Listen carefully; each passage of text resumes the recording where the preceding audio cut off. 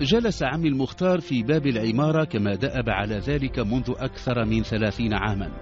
كان وجوده مألوفا في المكان، وحتى لما كان يغيب كان الكرسي الخشبي الذي يضع عليه جلد خروف يخبر عن وجوده. كان الرجل الستيني يعمل بوابا في عمارة بشارع المقاومة وسط طنجة. لم يكن متزوجا ولا يعرف عن ماضيه سوى القليل مما كان يحكيه من حين لآخر عن طفولته وشبابه في نواحي الناظور.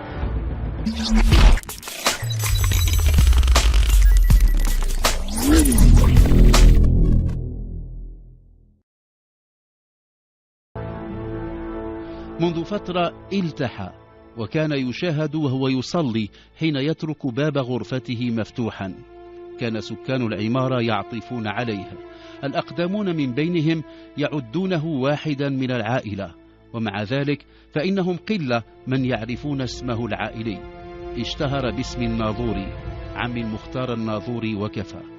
في الأعياد لا تتخلف أسرة من سكان العمارة عن تقديم الحلويات أو جزء من لحم الأضحية للرجل. الأطفال الذين كان المختار يلاعبهم وهم يدخلون أو يغادرون العمارة صاروا الآن شبانا، كثير منهم تزوجوا وأنجبوا. كل تلك الذكريات الجميلة وذاك الرصيد من العلاقة الإنسانية بين المختار الناظوري وسكان العمارة ستهتز ذات صباح من يونيو من العام 98 900 وألف. صباح ذلك اليوم، وكان يوم خميس، حل بالعمارة رجال شرطة بالزي المدني. كانوا على متن سيارة عادية لا تثير أي شبهة. طرقوا باب الحارس، لم يطل انتظارهم. فتح عم المختار الباب، وقف ينظر إلى أولئك الرجال. كانوا 3. بادره أحدهم، ذاك الذي يبدو رئيسهم، بأنهم من الشرطة وأنهم يبحثون عن عبد الرزاق. عبد الرزاق من؟ قال عم المختار. عبد الرزاق بن علي، قال الضابط. لا يوجد في هذه العمارة رجل يحمل هذا الاسم. أنا أعمل حارسا في هذه العمارة منذ 30 عاما. حتى فيما مضى من الوقت لم يسكن في هذه العمارة رجل باسم عبد الرزاق بن علي.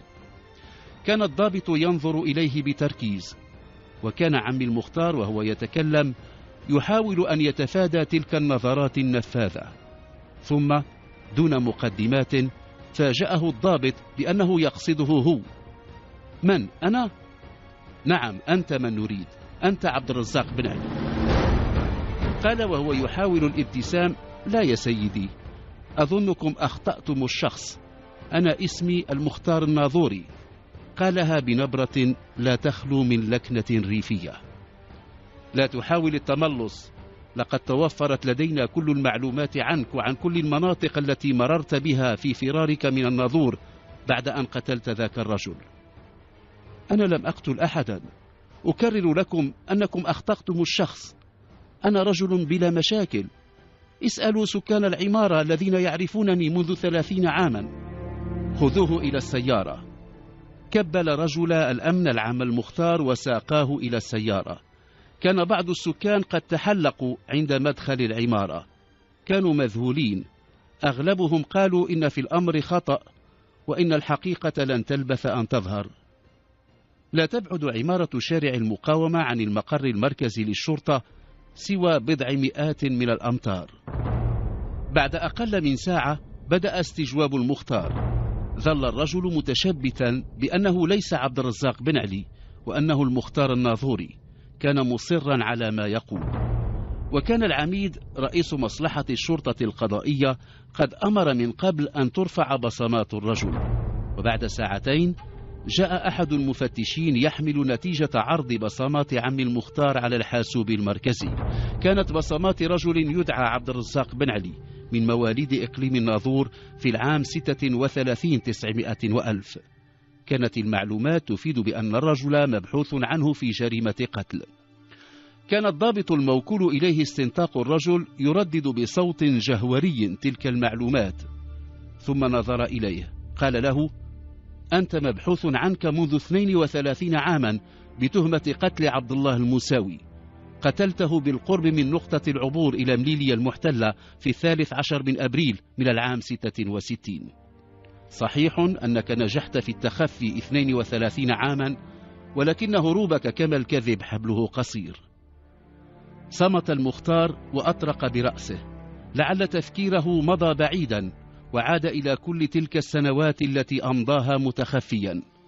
لم يستطع أن يقدم ما يثبت به أنه المختار الناظوري. بطاقة التعريف الوطنية التي كانت معه تعود إلى شخص آخر هو المختار الناظوري، وكانت صلاحيتها منتهية منذ 15 سنة. في الحقيقة لم يكن يحتاج إليها كثيرا، فنادرا ما كان يغادر العمارة. لم يطل شروده، فقد عاد الضابط ليسأله: كيف قتلته؟ رفع بصره إلى الضابط، نظر إليه، كان وجهه قد اصفر. قرأ الضابط في نظراته رغبة في البوح بالسر الذي ظل يحمله 32 عاما. قال: أنا لم أكن أريد أن أقتله، كنا نعمل معا في التهريب، اختلفنا يومها حول تقاسم ما حصلنا عليه من مال. كان هو سكرانا، كان في حالة هيجان، وكان قد رفض بإصرار أن يدفع لي ما يعود إلي. حاول ضربي، لحظتها أخرجت سكينا، كنت أريد أن أردعه، ولكنه ارتمى علي فانغرس السكين في صدره. مات بعد دقائق. صمت المختار أو عبد الرزاق من جديد. قال الضابط: تلك التفاصيل ستحكيها لاحقا للشرطة في الناظور. أنا لا أريد أن أعود إلى الناظور. لماذا؟ أخاف أن يقتلني إخوان الموساوي أو بنو عمه، ثم إنني لا أريد أن تعلم عائلتي بأنني وقعت في قبضة الشرطة. كل ما يعلمونه منذ اختفيت بعد مقتل الموساوي أنني ذهبت إلى الجزائر. يبدو أن خطتي نجحت، ففي اليوم التالي لمقتل الموساوي بينما كنت في بني بونصار التقيت أحد معارفي، وقد أبلغته أنني مغادر في ذلك اليوم إلى الجزائر. وهل غادرت إلى الجزائر؟ لا، لقد ركبت الحافلة المتجهة إلى فاس. أمضيت أسبوعا أو 10 أيام في مولا يعقوب. كنت أعمل في مطعم شعبي هناك، كنت أغسل الصحون. ومن خلفية المطعم تمكنت من رؤية أناس كثيرين من الناظور أعرفهم. في الحقيقة خشيت أن يتعرف إلي أحدهم، ولذلك غادرت مولا يعقوب، قصدت مكناس، لم أكن قد زرتها من قبل.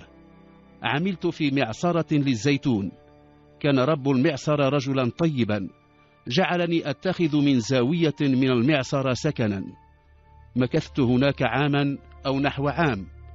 تعرفت إلى فاطمة، كانت شابة تسكن غير بعيد عن المعصرة. أحببنا بعضنا، ولكن أباها رفض أن يزوجني إياها. كنت رجلا غريبا عن المدينة، لا يعلم لي نسب، لم أكن أتوفر على بطاقة تعريف، لا شيء، كنت نكرة. كان الستيني يحكي مغامراته والضباط يستمعون. وحده إيقاع الآلة الكاتبة كان يعلو على صوت الرجل. في لحظة ما تسللت من عينيه المحمرتين دمعتان سابتا إلى لحيته التي غلب عليها البياض. كان ذاك البياض يمنح الرجل وقارا. في اعترافاته قال المختار بل عبد الرزاق إنه لم يعد يطيق البقاء في مكناس بعد أن رفض والد فاطمة تزويجه منها، ثم انتقل إلى القصر الكبير. في العام 68 لم يكن لأهل الريف حضور كبير في المدينة، ولذلك اعتبرها ملاذا آمنا له. أمضى هناك عامين، وفي العام 70 900 و1000 قرر الرحيل إلى طنجة. كان يسمع عن وفرة العمل في المدينة، بالنسبة إليه فإن الناظور صارت بعيدة وصارت وجهة محرمة عليه. ركب الحافلة المتجهة إلى مدينة البوغاز. في المحطة الطرقية القريبة من الميناء اكتشف عبد الرزاق مدينة ساحرة لها إيقاعها الخاص. كان الفصل صيفا، ولذلك لم يكن يواجه مشكلة كبيرة في المبيت، ففي فندق الشجرة كان يلتقي كل ليلة متسكعون كثيرون. وقد استطاع أن يحصل على قطعة من الكرتون اتخذها فراشا. وبينما كان باقي المتسكعين يواصلون النوم حتى بعد أن تدركهم أشعة الشمس، كان عبد الرزاق ينهض ويغادر باكرا. حاول التسلل إلى المنطقة الحرة حيث توجد معامل كثيرة، ومع أنه نجح في ذلك أكثر من مرة فإنه كان يصطدم بمطالبته بالإدلاء بوثائق الهوية. ذات مرة وهو يغادر المرسى وقع نظره على محفظة جيب على الطريق، انحنى بسرعة وأخذها. لم يكن بالقرب منه أحد. لما ابتعد وتوجه إلى الشاطئ جلس في مكان بعيد عن عيون الفضوليين، ثم أخرج محفظة الجيب. كانت بها بطاقة تعريف باسم المختار الناظوري. كان صاحب البطاقة شابا في مثل عمره تقريبا. كانت في المحفظة ورقة نقدية يتيمة من فئة 100 درهم. ولسبب لم يدركه عبد الرزاق كان الرجل يحتفظ بتذكرة لدخوله سينما الريف. فكر عبد الرزاق في انتحال هوية المختار الناظوري. قام بشق الغلاف البلاستيكي للبطاقة وتمكن من اقتلاع صورة صاحبها. وفي الصباح توجه إلى السوق البراني وقصد محل مصور. طلب صورا لبطاقة التعريف الوطنية. في الغد يحكي عبد الرزاق أنه لم يجد صعوبة تذكر في دس صورته مكان صورة صاحب البطاقة. ما كان يهمه في المقام الأول أن يدلي بتلك الوثيقة إذا ما صادفته دورية للشرطة، ثم لم لا أن يحاول الإدلاء بها للحصول على عمل. بعد أيام تمكن من العمل في مصنع للآجور بضواحي طنجة. تعرف هناك إلى عدد من الشباب، ولكنه خشي أن يفتضح أمره فالكثير منهم فضوليون. بالكاد أتم الشهر هناك. عاد إلى السوق البراني. كان يتصيد الأجانب والمتسوقين المغاربة ممن تبدو عليهم علامات الثراء، يحمل أثقالهم لقاء بعض الدريهمات. كذلك صادف الإسبانية العجوز ماريا كارمين دي لا فوينتي.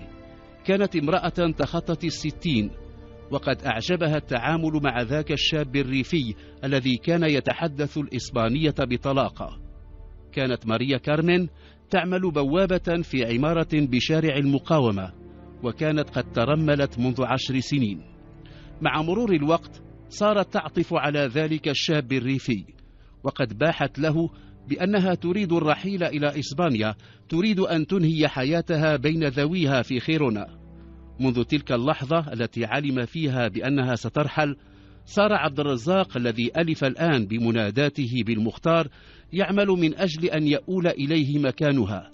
ذات مرة فاتحها في الموضوع. قال لها إنه يبيت في فندق الشجرة، وإنه يرغب في عمل يوفر له السكن. وكذلك اقترحت ماريا كارمين على الشركة التي تدير العمارة أن يعوضها المختار الناظوري حين سترحل هي إلى إسبانيا.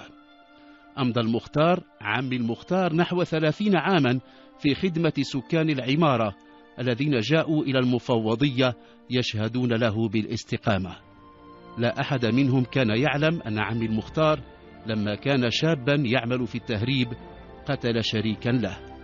بعد أيام نقل عبد الرزاق بن علي إلى الناظور ليجيب عن كل الأسئلة وبتفصيل.